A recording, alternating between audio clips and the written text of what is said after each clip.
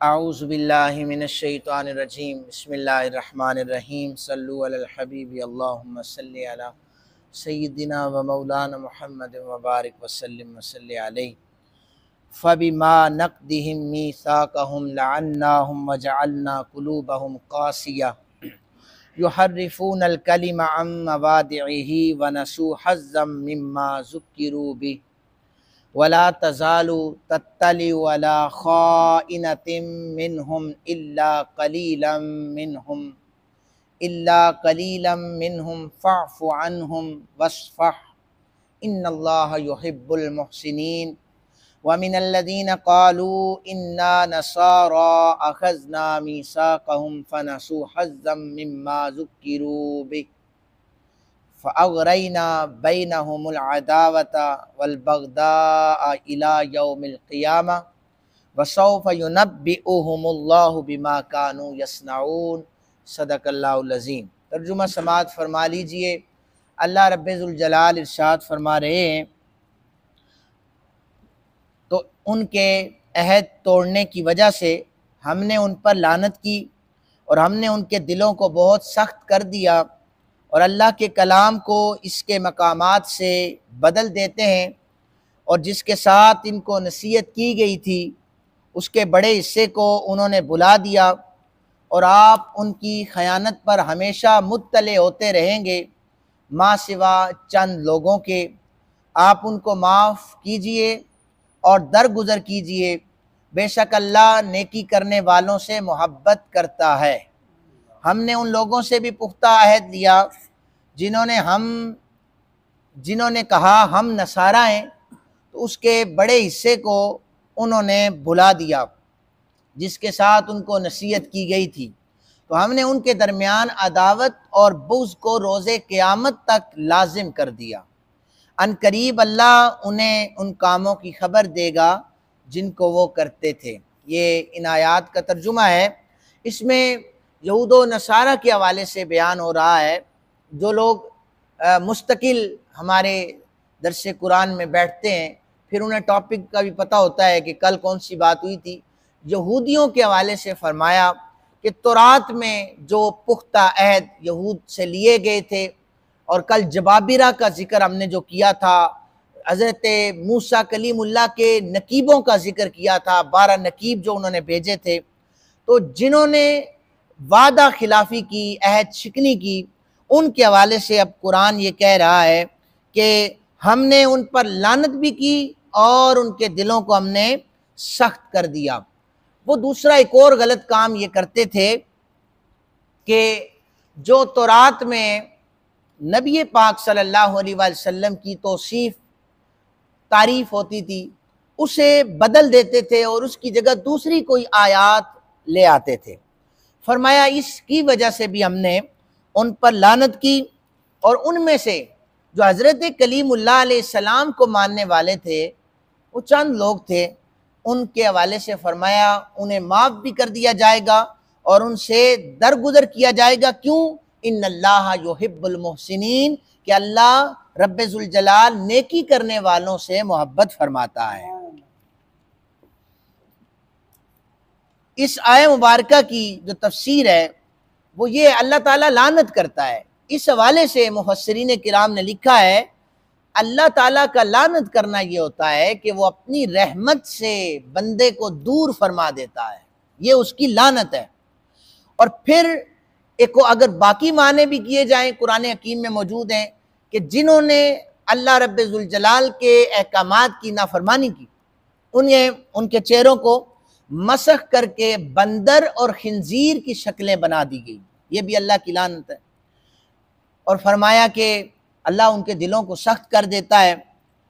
پھر یہاں پر آپ کو ایک اور چیز بتاؤں کہ یہود کا بھی عیسائیوں کا بھی یہ اعتراف ہے کہ تورات میں بھی تعریف ہو چکی ہے اور انجیل میں بھی تعریف کی جا چکی ہے۔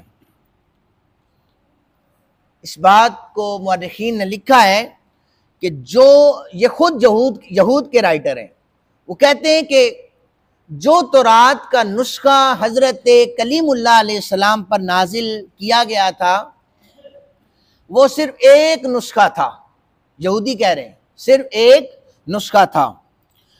جب اہل بابل نے یہودیوں کو قید کر لیا تو وہ نسخہ بھی اپنے ساتھ لے گئے تھے۔ ان کی لوٹ مار کی وجہ سے وہ نسخہ ہم سے گم ہو گیا۔ یہ یہود کہہ رہے ہیں جو نسخہ حضرت کلیم اللہ علیہ السلام پر نازل ہوا تھا تورات کا، وہ اہل بابل نے جب یہودیوں پر ظلم کیا تھا، لوٹ مار کی تھی، تو وہ نسخہ گم ہو چکا تھا۔ اس کے علاوہ یہودیوں کے پاس کوئی تورات کا نسخہ موجود ہی نہیں تھا۔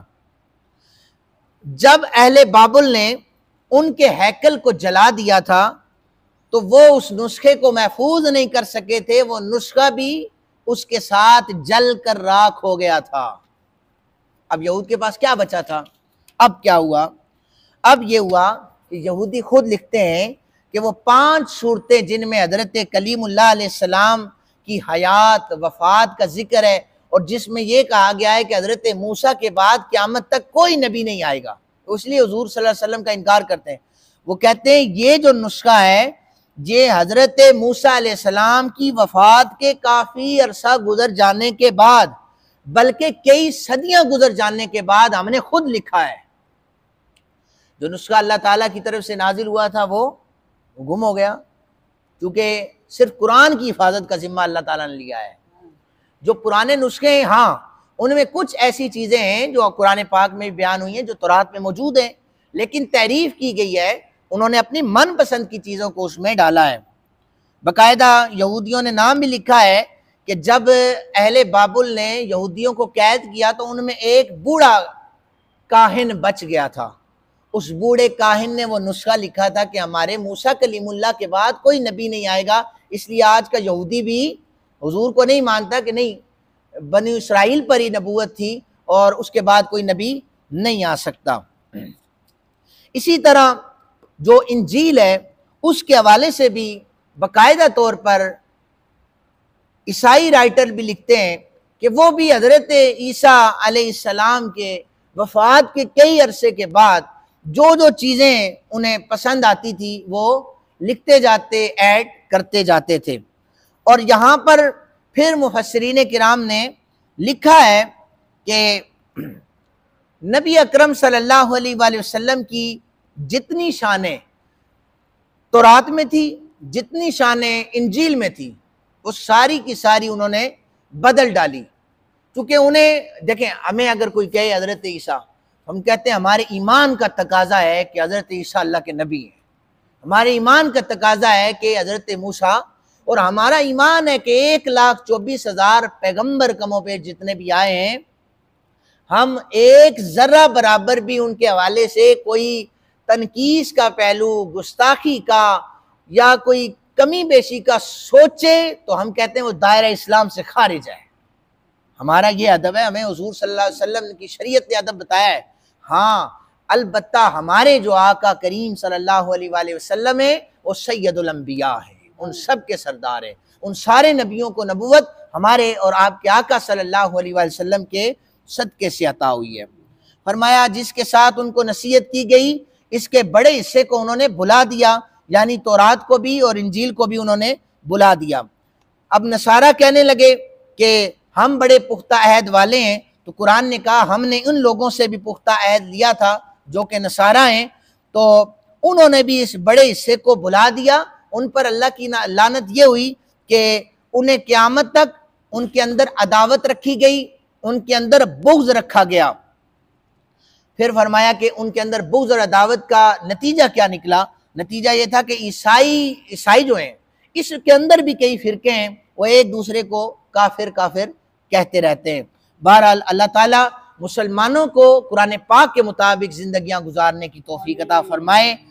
یہی رہنما کتاب ہے، یہی لچپال کتاب ہے، یہی انسان کو اندھیروں سے نکال کر روشنیاں عطا کرے گی انشاءاللہ۔ وما علینا الا البلاغ۔ آمین۔ اللہم صلی